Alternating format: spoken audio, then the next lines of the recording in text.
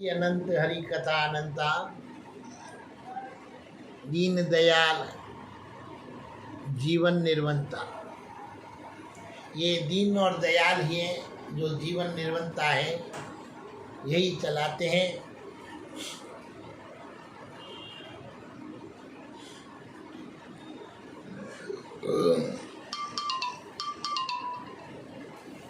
तो बोलिए श्री कृष्ण भगवान की जय। श्री हरिवंश पुराण कथा विष्णु पर्व 69वां अध्याय जीवन निर्वंता। एक एक अध्याय प्रभु का जीवन निर्वंता का आधार है। केवल जी अपनी है, जिसे जीते रहो और जीवन को आनंद देते रहो और हरि स्मरण करते रहो। जीवन समय निकलना है, लेकिन हरि अनंत के बगैर समय निकल गया तो फिर इस शरीर का, इस प्राण का कोई रक्षा करने वाला नहीं है। प्राण की रक्षा हरि अनंत, हरि कथा। तो स्वर्ग में महादेव जी की परिचर्या के लिए नित्य गीत आदि उत्सव, नारद जी का इंद्र को श्री कृष्ण का पारिजात के लिए प्रार्थना विषयक संदेश सुनाना और इंद्र का अनेक कारण बताकर और पारिजात को न देने का विचार प्रकट करना। ये लालच बुरी बला है। ये लालच किसी को नहीं छोड़ता है, केवल परमपिता परमात्मा को छोड़ता है। क्योंकि परमपिता परमात्मा जो कृपा करता है उसका कुछ न कुछ सार रहता है। तो इसलिए परमात्मा को योग लक्ष्मी कहा गया है और बाकी अपनी जो लक्ष्मी है उसको सप्त लक्ष्मी कहा गया है। सप्त मातृका, सप्त लक्ष्मी। एक परम पिता परमात्मा ही होते हैं, पिता और परमात्मा, जो योग लक्ष्मी के स्थान पर विराजमान आसन के लायक होते हैं। तो वेशवाय जी कहते हैं कि जन्मजे तदंतर नारद मुनि ने महेंद्र भवन में भाग जाकर उस रात में वहीं निवास किया और पूर्वोक्त महोत्सव को भी देखा।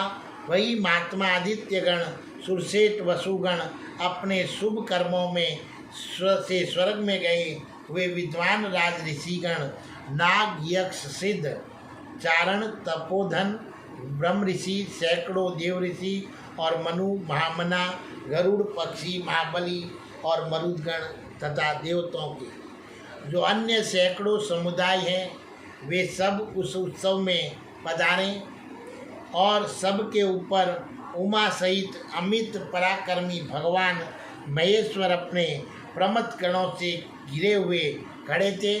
और वे सर्वभावन भगवान शिव उन मुनि से देव ऋषियों से घिरे हुए थे और जिनका सहस्त्रों कल्पांतरों में विनाश नहीं होता है, जो अभिमान से अंधे नहीं हुए हैं तथा जो धर्म के मार्ग पर स्थित रहने वाले हैं, वे देवेश्वरों के समान प्रभावशाली आत्मज्ञानी देवता भी उन देव ऋषियों की सतत आराधना करते हैं। भरतनंदन रुद्रगण, कश्यप जी के पुत्र देवगण, भगवान स्कंद, अग्निदेव, सरितों में श्रेष्ठ गंगा तथा अर्चिमान तुम्बुर और वक्तों में श्रेष्ठ बारी, ये तीनों गंधर्व वहाँ महादेव जी की सेवा में उनके पास ही खड़े थे। और ये सब के सब तपोबल के संपन्न होने के कारण देवादि देवों के भी नेता है। उसका नेतृत्व करने में समर्थ हैं नरेश्वर, जो नित्य निरंतर धर्म और तप में संगन रहकर और सत्पुरुषों के मार्ग का आश्रय ले चुके हैं। वे समस्त देवगण इन रुद्र आदि का अनुसरण करते हैं।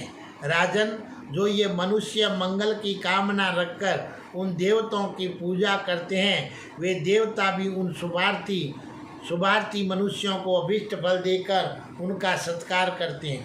कुरुनंदन, जो देवता और पितरों के कृत्यों में लगे रहते हैं, जिन्होंने संन्यास धर्म का अनुष्ठान किया है, जो सदा स्वाध्यायशील तथा नियमों के पालन में तत्पर रहते हैं, उन मनुष्यों को भी अभीष्ट फल देकर वे देवता उनका सत्कार करते हैं। नरेश्वर, उस उत्सव के समय वहाँ श्रीमान गंधर्व राज चित्ररथ और पुत्र सहित प्रसन्नतापूर्वक देव संबंधित वाद बजा रहे थे और उणायु, चित्रसेन, आहा, हूहू, डुम्बर, तुम्बुर तथा अनन्य गंधर्व 6 गुणों से युक्त गीत गा रहे थे। भारत, उर्वशी और विप्रचिति, हेमा, रमा, हेमदंता, घृताची और सैजना, ये अप्सराएं भी अपने नृत्य और गीत कला का प्रदर्शन करती है। आत्म संयमशील जगदाधार भगवान महादेव अपनी आराधना से संबंध रखने वाले उस नृत्य, गीत आदि को प्रसन्नतापूर्वक ग्रहण करते हैं और उसका आनंद लेते हैं। इंद्र के उस बर्ताव एवं व्यवहार से संतुष्ट हो वे भगवान शिव पुनः अपने स्थान को चले गए। भगवान भूतनाथ के चले जाने पर समस्त राज ऋषि जो अपने पुण्य फल से स्वर्ग में आए थे, वहाँ से अपने अपने स्थान को लौट गए तथा देवता भी देवराज इंद्र से सम्मानित तो अपने भवनों को ही चले गए। और जब सब लोग विदा हो गए और देवराज इंद्र सुखपूर्वक सिंहासन पर बैठ गए, उस समय अपने सदस्यों के साथ बैठे हुए इंद्र के पास नारद मुनि गए और इंद्र ने उठकर उन तपोधन का पूजन किया और अपने आसन के समानी एक पीठ उन्हें बैठने के लिए दिया, जिसके भीतर कुछ बिछा हुआ था। किंतु महातेजस्वी नारद ने खड़े खड़े महेंद्र से कहा, अमर सेठ, मैं इस समय अनुपम तेजस्वी भगवान विष्णु का दूत हूँ और उन महात्मा श्री कृष्ण ने कुछ कार्य सामने रखकर मुझे आनर्त देश द्वारकापुरी से यहाँ भेजा है। उन निर्मल तेजस्वी श्री कृष्ण का ही कष्ट दूर करना आज का मुख्य कार्य है, जिसके लिए मैं यहाँ आया हूँ। तो तब हर्ष में भरे हुए भगवान इंद्र ने देव ऋषि नारद के प्रति मन को प्रिय लगने वाले प्रेम पूर्ण वचनों का प्रयोग करके इस प्रकार पूछा है, मुने पुरुषोत्तम श्री कृष्ण का कौन सा संदेश है, ये मुझे शीघ्र बताइए। निश्चय ही महात्मा श्री कृष्ण ने चिरकाल के पश्चात मेरा स्मरण किया है। नारद जी ने कहा, महेंद्र, मैं तुम्हारे छोटे भाई श्री कृष्ण का दर्शन करने के लिए किसी तरह द्वारका जा पहुंचा था, जो वहां रहकर कश्यप की संतानों देवताओं के यश का विस्तार करते। वे शत्रु दमन और वीर उस समय द्वारकापुरी के निकटवर्ती रेवंतक पर्वत पर रुक्मणी देवी के साथ उसी तरह विराजमान थे जैसे भगवान शंकर उमा देवी के साथ कैलाश या मद्राचल पर विराज रहे हैं। तो निष्पाप देवेश्वर, वहाँ मैंने उन माँ तेजस्वी श्री कृष्ण के हाथ में उनकी पत्तियों को विस्मय में डालने के लिए पारिजात वृक्ष का एक फूल दिया और वृक्षराज पारिजात के उस पुष्प को, जो बहुत सी कामनाओं को पूर्ण करने वाला है, देखकर उनकी पत्नियों को बड़ा आश्चर्य हुआ। मानंद, वह मैंने उनकी पत्नियों को उस फूल के गुण भी बताए और ये भी कहा कि महात्मा कश्यप ने पारिजात की सृष्टि की है। और सुरेश्वर, फिर अदिति ने पुण्य की प्राप्ति के लिए आत्मसैन्वी महर्षि कश्यप के गले में फूलों की माला डाल लपेटकर जिस तरह मेरे हाथ में उनका दान कर दिया था, तथा सची ने जिस प्रकार तुम्हारा दान किया था और अन्य देवता भी जिस प्रकार अपनी पत्नियों द्वारा दान में दिए गए हैं, एवं कश्यप आदि महर्षियों ने जिस प्रकार मुझे अपना निष्क्रय मूल्य दिया था, वे सारा प्रसंग मैंने वहाँ सुनाया। और वह सुनकर उसकी एक पत्नी ने, जिसका नाम सत्यभामा है तथा जो तुम्हारे छोटे भाई को बहुत ही प्रिय है, सत्यभामा, देखो ये सत्य है, सत्यता पर नाम ही इसका सत्य है, तो ये सत्यता ही कर्म करेगी। तो सत्यभामा है तथा जो तुम्हारे छोटे भाई को बहुत ही प्रिय है, अपने मन में वरदान रूप पुण्य कार्य करने का विचार किया। दूसरों को मान देने वाले देव जैसे देवी पार्वती प्रमथ गणों के स्वामी भगवान शिव से कोई बात कहती है, उसी प्रकार सत्यभामा ने अपने पति से पारिजात वृक्ष के लिए प्रार्थना की और तुम्हारे छोटे भाई ने उसके धर्म कार्य की सिद्धि के लिए उस वृक्ष को ला देने की प्रतिज्ञा कर दी। देव प्रमुख देवेश्वर तदंतर बलवानों में श्रेष्ठ वीर श्री कृष्ण ने तुमसे कहने के लिए मुझसे जो बात कही थी उसे ज्यों की त्यों सुना रहा हूँ। तुम ध्यान देकर सुनो। तुम्हारे छोटे भाई अच्युत ने जो तुमसे लाड प्यार पाने के योग्य है, तुम्हें प्रणाम करके इस प्रकार कहा, सुरसेठ, मैं उत्तम वृक्ष पारिजात को यहाँ लाना चाहता हूँ। तो असुर सुधन सुरसेठ, आपकी बहु सत्यभामा का ये मनोरथ जो विशेषता धर्म कार्य से संबंध रखता है, सफल होना चाहिए। लोक गणेश्वर, ये मनुष्य लोक भी उस कल्याण में वृक्ष का दर्शन कर सके, ऐसी कृपा कीजिए। मेरे प्रभाव से मनुष्य भी देवताओं के लिए कल्याणकारी वृक्ष पारिजात का दर्शन कर लें, ऐसा अवसर दीजिए। तो वेशवास जी कहते हैं, कुरुनंदन, भगवान वासुदेव का वह संदेश सुनकर देवराज इंद्र ने भक्तों में श्रेष्ठ नारद जी से इस प्रकार कहा, दिवसेठ, पहले आसन तो ग्रहण कीजिए। ब्रह्मांड, आपने उचित बात कही है। मैं अनुपम तेजस्वी विष्णु के लिए संदेश का उत्तर दूंगा। प्रभु जब नारद जी बैठ गए तब उन्हीं से आज्ञा लेकर इंद्र अपने सिंहासन पर बैठे, जो उन्हीं के अनुरूप और था, और सिंहासन पर बैठकर और वृत्तासुर का विनाश करने वाले देवराज इंद्र ने अपने हर्षदायक बल और पराक्रमी की और दृष्टिपात करके तपोधन नारद जी से कहा। इंद्र बोले, धर्मज्ञ महर्षि, आप मेरी ओर से कुशल पूछकर समस्त प्राणियों को सुख देने वाले जनार्दन से मेरे ही शब्दों में इस प्रकार कहिएगा। अच्युत, मेरे बाद तुम इस जगत के ईश्वर हो, इसमें संशय नहीं। इस दृष्टि से पारिजात तथा दूसरे रतन भी तुम्हारे ही हैं, परंतु देव, तुम पृथ्वी के भार उतारने के लिए भूतल पर गए हो और अभीष्ट कार्य की सिद्धि के लिए सभी वर्ताव और व्यवहारों में मानवीय मर्यादा का ही आश्रय लेते हो। अधोसत, जब तुम भूभार हरण की प्रतिज्ञा पूरी करके और पुनः स्वर्गलोक में आओगे, तो उस समय में तुम्हारी पत्नी सत्यभामा के सभी अभीष्ट मनोरथ को पूर्ण करूँगा। केशव, किसी छोटे मोटे कार्य के लिए स्वर्गीय रत्नों को मनुष्य लोक में नहीं ले जाना चाहिए। मनुष्य लोक में नहीं ले जाना चाहिए, यह पूर्व काल की बाधी गई मर्यादा है। मान बलशाली प्रभु, यदि मैं देवलोक की मर्यादा का उल्लंघन करके कोई नया बर्ताव करूं, तो प्रजापति गण मुझे क्या कहेंगे।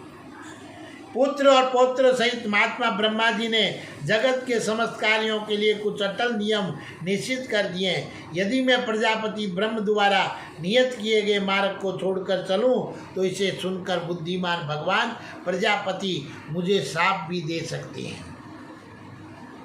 बोलिए श्री कृष्ण भगवान की जय। तो यदि हम लोग भी प्राचीन मर्यादा रूपी सेतु का बंधन तोड़ दें, तब तो दैत्य तथा दैत्य पक्ष के दूसरे लोग निशंक होकर उन मर्यादा का भेदन करने लगेंगे।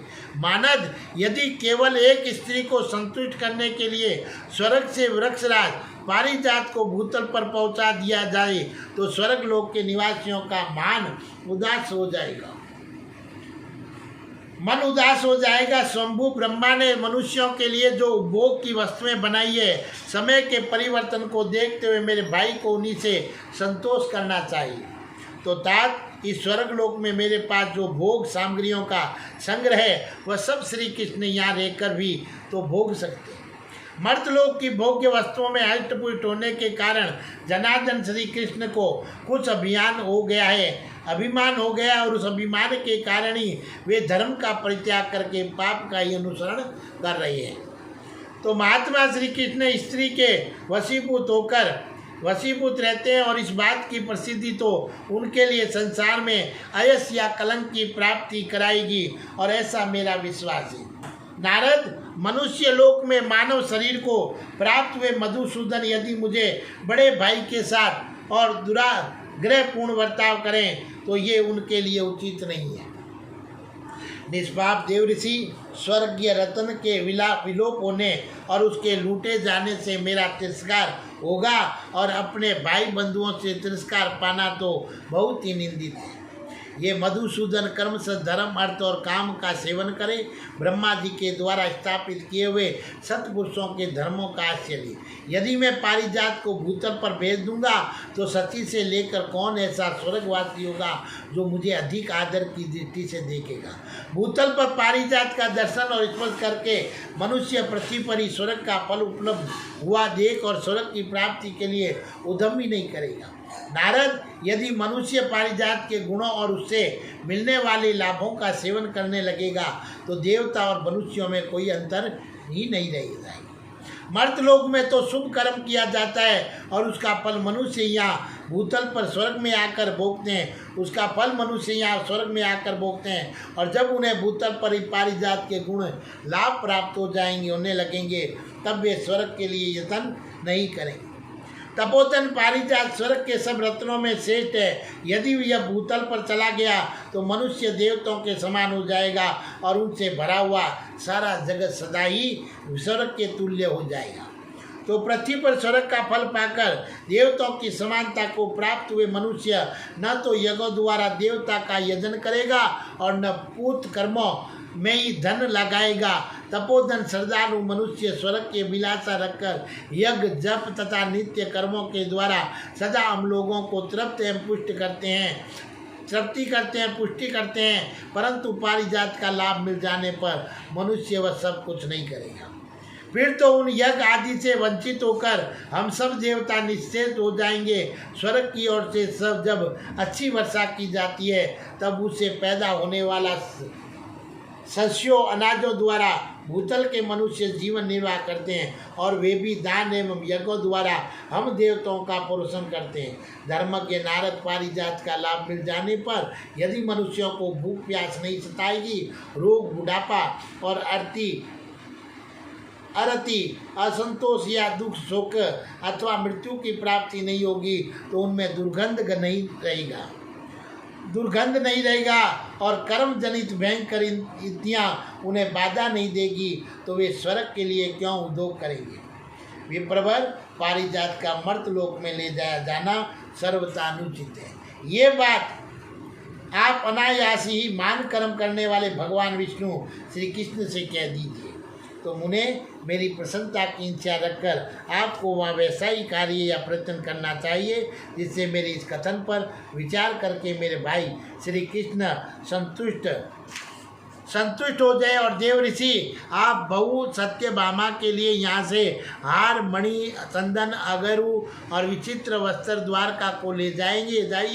जो वस्तुएं मनुष्यों के योग्य है उन्हें श्री कृष्ण जितना चाहे ले सकते हैं, परंतु उन्हें इस समय स्वर्ग लोक को लूटकर इसे कंगाल बना देना उचित नहीं है। सुने, मैं श्री कृष्ण की इच्छा के अनुसार बहुत से रत्न और विचित्र आभूषण दे रहा हूँ, परंतु पारिजात वृक्ष को मैं किसी प्रकार नहीं दूंगा, क्योंकि ये स्वर्गवासियों को बहुत प्रिय है और इसे वे अनंतर जाने नहीं देना चाहते। बोलिए श्री कृष्ण भगवान की जय।